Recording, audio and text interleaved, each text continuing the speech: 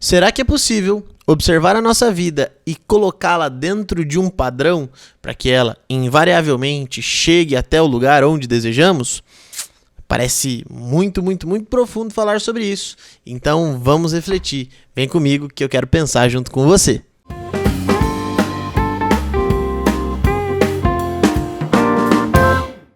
Queridos e queridas, bem-vindos ao nosso canal Sua Filosofia, e esse é o podcast Café com Bolacha, o seu podcast de filosofia para provar que boas reflexões cabem sim no tempo de um cafezinho.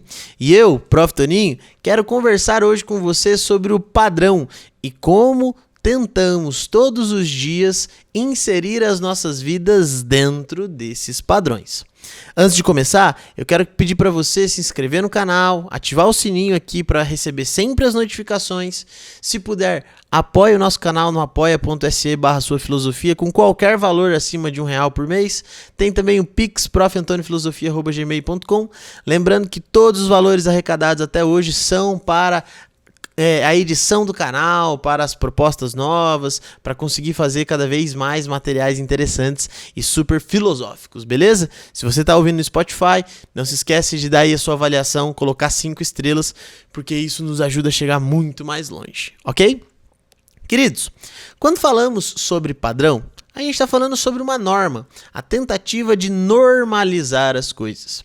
Então, se você pega, por exemplo, uma cozinha onde tem Cada panela tem o seu jeito, o seu formato, o seu tamanho, sua cor, foi comprado em um local específico. Você tem uma cozinha onde as panelas não obedecem a um padrão.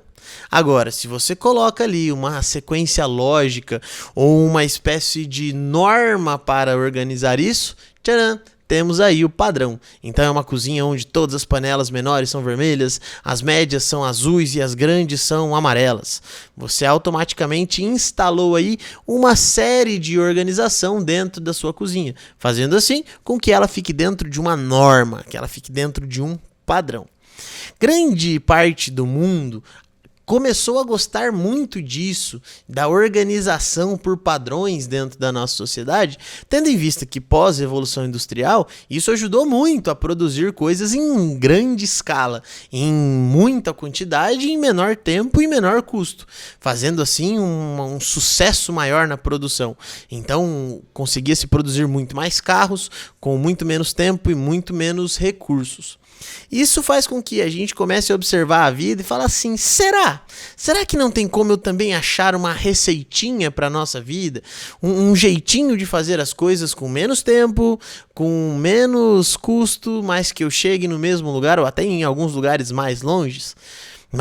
E aí você ouve, por exemplo, receitas de 5 passos para ser feliz, 10 maneiras de ser mais inteligente em 1 hora. E você fica, meu Deus do céu, será possível isso? Galera, é muito interessante que a gente perceba que ao observar a nossa matéria-prima da vida, que é o tempo, que são as nossas decisões, que são as nossas escolhas, essa matéria-prima não é tão facilmente manipulada quanto, por exemplo, o aço com o qual você vai fazer uma panela. É muito fácil você encontrar um padrão de cores para as panelas, porque é você quem constrói e essa construção, apesar de poder variar, é muito controlável. Agora eu quero que você imagine, por exemplo, que você se casou com alguém e de alguma maneira vocês tiveram um filho, seja através das ordens naturais, seja através da adoção.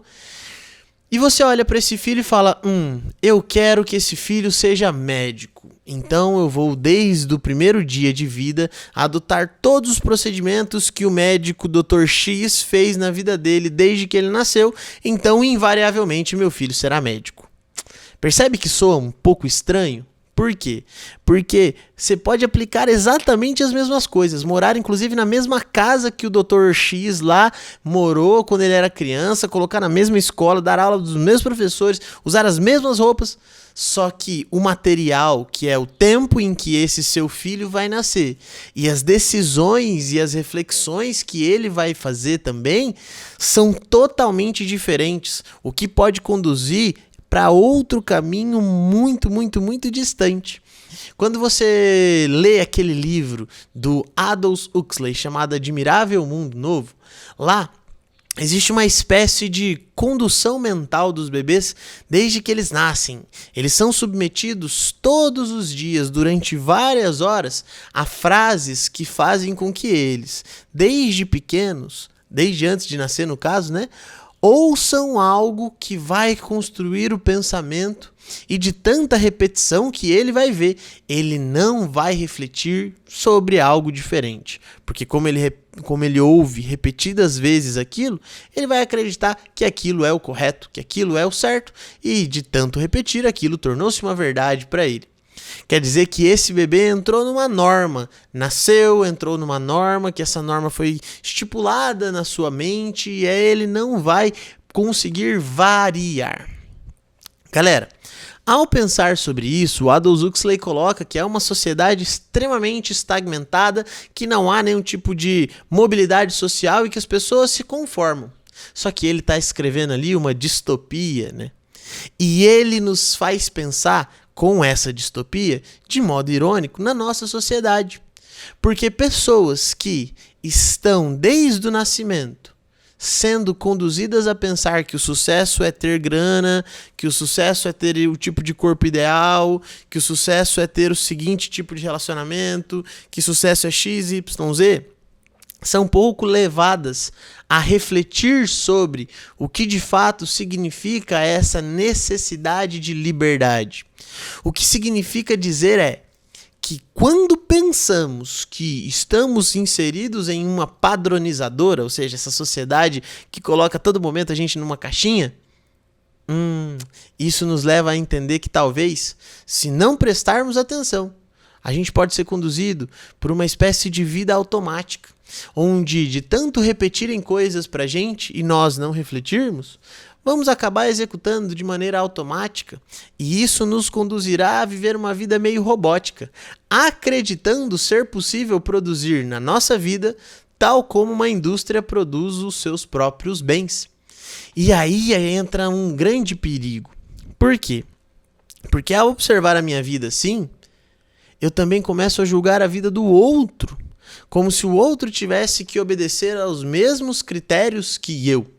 E esses mesmos critérios fazem com que eu julgue a vida dele como boa ou como ruim, a partir da minha, que não sei por quais critérios, julguei ou não julguei. Então eu quero que você reflita bastante sobre essa necessidade do padrão. Que todos os dias parece que nós queremos buscar respostas fixas e imutáveis para alcançar alguma coisa na nossa vida e conquistar alguma coisa no sentido de progresso, de sucesso. Então eu quero te levar a pensar sobre as palavras básicas. O que significa sucesso para você? Quem são as pessoas que de fato para você são bem-sucedidas? O que significa para você uma vida feliz? O que significa para você uma pessoa livre, liberdade de fato? Será que todas essas respostas foram já investigadas por você? E se foram, será que elas são buscadas e vividas? Ou será que a gente está vivendo para conseguir um salário, um trabalho, um curso, para agradar as pessoas, para viver alimentando aí uma sociedade do espetáculo que quer que a gente seja visto a toda hora como um sujeito que está numa vitrine bem bonitinho, que não há variações, e aí você é uma coisa hoje, daqui 10 anos a mesma coisa, daqui 20 anos a mesma coisa, porque você está numa forma. Então eu quero que você pense o quão a sua vida está sendo refletida por você para que você possa abrir espaço para o diálogo sobre o que é liberdade, o que é uma condição feliz. Porque às vezes, galera, me dá a impressão que a gente aceita respostas muito prontas de todo esse convívio que nos fazem perceber, e isso às vezes nos tira um pouco a coragem de querer lutar para colocar a nossa própria percepção. E sabe por que nos falta essa coragem?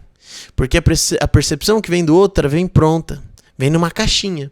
E a que a gente precisa construir é meio líquida, meio amorfa ainda.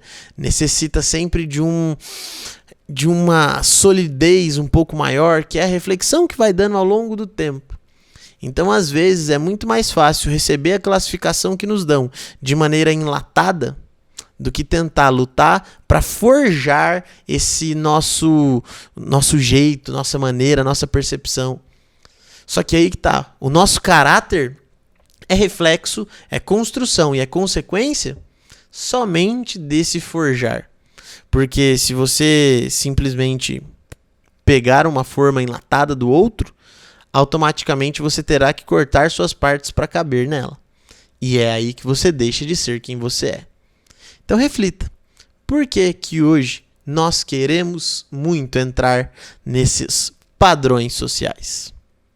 Eu deixo aqui essa reflexão com vocês, agradeço muito a companhia de quem veio até aqui, peço que se inscreva no canal, ativem o sininho, façam as doações no Pix e lá no Apoia-se, e é claro, se você está no Spotify, ative aí para que você possa sempre ser notificado e dê um coraçãozinho nos avaliando com 5 estrelas. Beijo, beijo, tchau, tchau, galera!